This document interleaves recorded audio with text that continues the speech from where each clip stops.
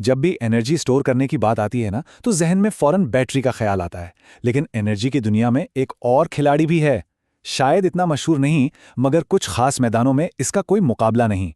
जी, हम बात कर रहे हैं सुपर कैपेसिटर्स की, यानी एनर्जी की दुनिया के वो स्प्रिंटर्स जो पलक झपकते में अपनी पूरी ताकत दिखा देते हैं। ये एक ऐसा तजुर्बा है जो तकरीबन हम सब ने कभी ना कभी किया होगा। वो हल्की सी चिंगारी, वो एकदम से लगने वाला छोटा सा झटका। हैरत की बात यह है कि एनर्जी स्टोरेज का एक बहुत बड़ा राज इसी छोटे से आम से तजुर्बे में छुपा हुआ है। तो वो जो झटका महसूस होता है ना, वो असल में स्टैटिक चार्ज है। वही साकिन बिजली जो जिस्म पर जमा हो जाती है। और मजे की बात यह है कि कैपेसिटर भी बिल्कुल बिल्कुल यही काम करता है। देखें, बैटरी की तरह ये केमिकल रिएक्शन से एनर्जी नहीं बनाता। नहीं, ये एनर्जी को एक इलेक्ट्रिक फील्ड में एक स्टैटिक चार्ज की तरह बस पकड़ लेता है। अब ये सुनने में तो एक छोटा सा फर्क लगता है ना, लेकिन यकीन करें, सुपर कैपेसिटर की सारी सुपर पावर इसी एक फर्क में छुपी हुई है। तो आइए इस टेक्नोलॉजी की गहराई में उतरते हैं। हम कैपेसिटर के बुनियादी उसूलों से शुरू करेंगे, फिर जानेंगे कि आखिर इसके नाम के साथ सुपर क्यों लगा, इसका बैटरी से मुवाजना करेंगे, इसकी खूबियों और खामियों पर एक नजर डालेंगे, और आखिर में देखेंगे कि आज की दुनिया में इसकी सुपर पावर्स की जरूरत आखिर पड़ती कहां है। अच्छा, सुपर कैपेसिटर को समझने से पहले ये जरूरी है कि हम उसके खानदान से मिल लें।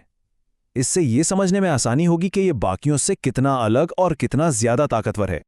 यहां असल कहानी स्केल की है।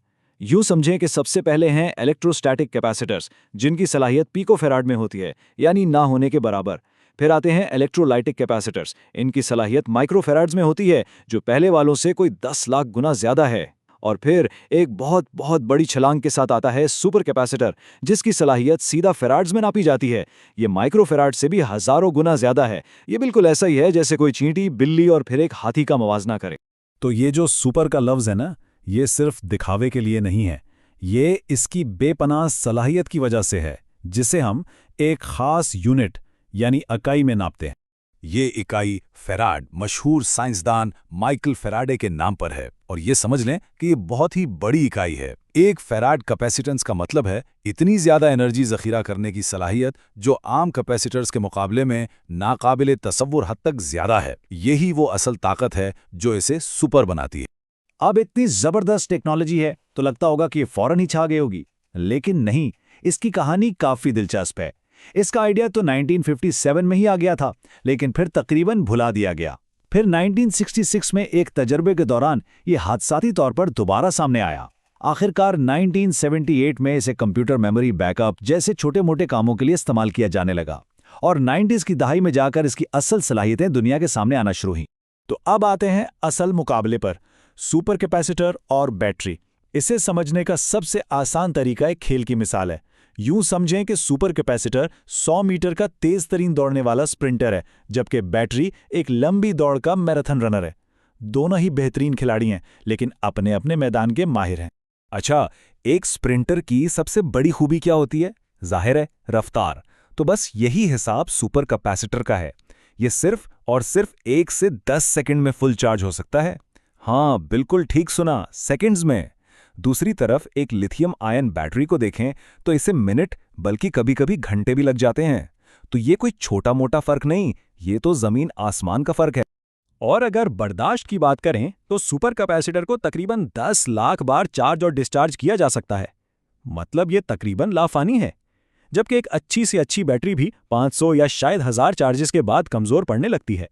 सुपर कैपेसिटर तो बार बार दौड़ने से थकता ही नहीं। लेकिन एक स्प्रिंटर मैराथन तो नहीं दौड़ सकता है ना? बस यही सुपर कैपेसिटर की सबसे बड़ी कमजोरी है। वो ज्यादा तवानाई अपने अंदर जमा नहीं कर सकता। उसकी एनर्जी डेंसिटी एक बैटरी के मुकाबले में 20 गुना तक कम होती है। यानी इसके बैग में तवानाई तो कम होती है, लेकिन जो होती है उसे वो बहुत तेजी से इस्तेमाल कर सकता है। और यहीं पर हमारा सुप्रिंटर फिर से बाजी ले जाता है। जब बात आती है पावर डिलीवरी की, यानी एनर्जी को कितनी तेजी से बाहर निकाला जा सकता है, तो सुपर कैपेसिटर बैटरी को बहुत बहुत पीछे छोड़ देता है।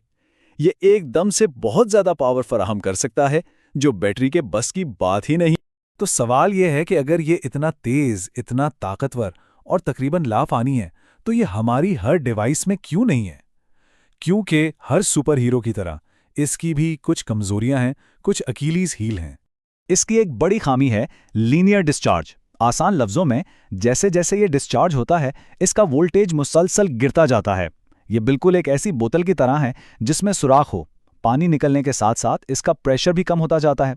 इसका मतलब ये है कि इसमें मौजूद आधी से ज़्यादा तवानाई अक्सर काबिले इस्तेमाल ही नहीं रहती, जब तक कि कोई महंगा इलेक्ट्रॉनिक सिस्टम ना लगाया जाए।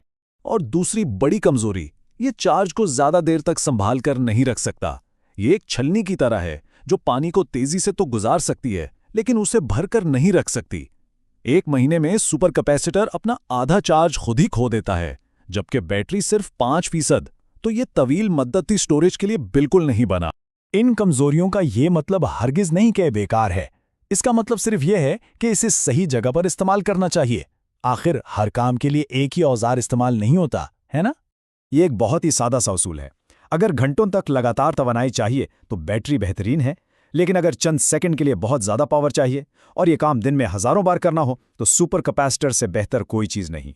और इसकी बेहतरीन मिसालें आज हमारे इर्द गिर्द मौजूद हैं। जब एक इलेक्ट्रिक गाड़ी ब्रेक लगाती है तो जो तवानाई ज़ाया हो जाती है, सुपर कैपेसिटर उसे सेकंडों में जज़्ब कर लेता है ताकि अगली बार एक्सेलरेटर दबाने पर वो फौरन इस्तेमाल हो सके। या जब बड़े पावर प्लांट्स में एक जनरेटर से दूसरे पर स्विच किया जाता है तो उन चंद सेकंड के लिए पावर यही फराहम करता है।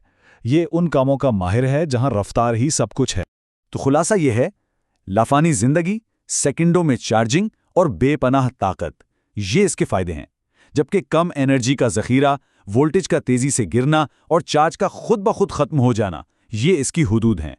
ये एक ऐसा माहिर खिलाड़ी है जो सिर्फ अपने खास मैदान में ही चमकता है। और ये हमें मुस्तकबिल के एक बहुत बड़े सवाल पर ला खड़ा करता है। क्या हमें एक ऐसी बैटरी की तलाश करनी चाहिए जो अकेले ही सब कुछ कर सके, या फिर मुस्तकबिल असल में बैटरी और सुपर कैपेसिटर जैसी टेक्नोलॉजीज़ की एक टीम बनाने में है, जहां मैराथन रनर और स्प्रिंटर मिलकर काम करें और हर कोई वो किरदार अदा करे जिसमें वो बेहतरीन है?